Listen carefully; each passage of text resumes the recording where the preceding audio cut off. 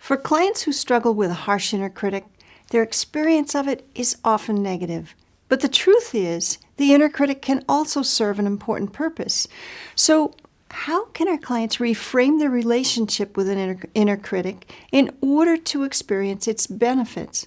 According to Dr. Rick Hanson, it often comes down to helping clients make one important distinction. Here Rick reveals what that is and how he works with it. The inner critic's there to serve a function. It's there to help us, to guide us, and so forth. But it made me think about literally the difference between two kinds of rock climbing guides I've used going out into wilderness.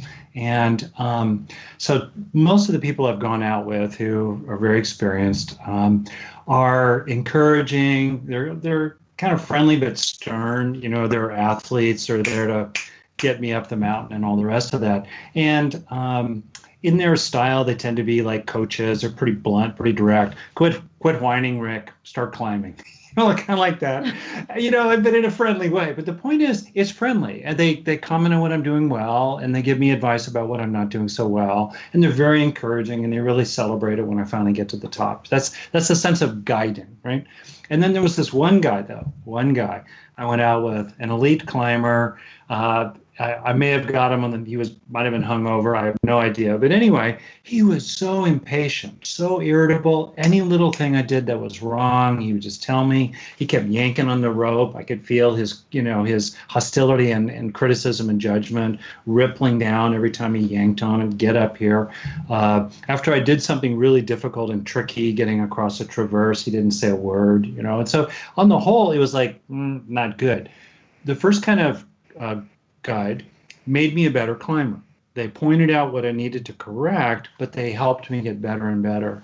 This guy made me a worse climber. He tore me down, and I was a worse climber at the end of the day than I was at the very start. So that distinction is actually really useful for people between guidance and criticism.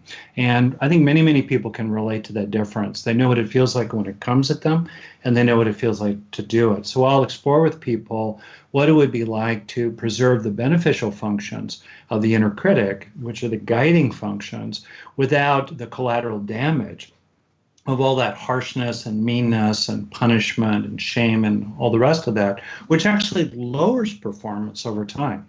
And you can see the light bulb go on in people. Oh, wow, my performance will actually improve through inner guiding rather than inner criticizing.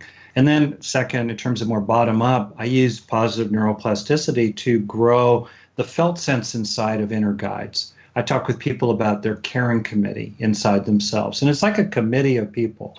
You may have this kind of tough coach here. You might have Gandalf there, maybe the fairy godmother in the corner, Spock coming in with some rational analysis. It is kind of goofy, but people relate to this idea of a caring committee. And how you grow your caring committee is through having experiences of these different elements of your caring committee that then you truly internalize and gradually hardwire into your own brain.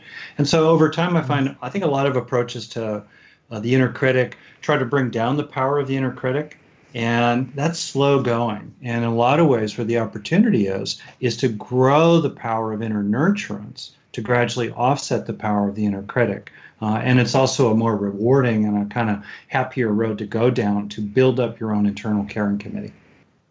As Rick pointed out, sometimes the best way to help clients counteract a harsh inner critic is by building up their inner nurturer. Now we'd like to hear from you. How do you help clients when they have a harsh inner critic? Please leave a comment below, and thanks for watching.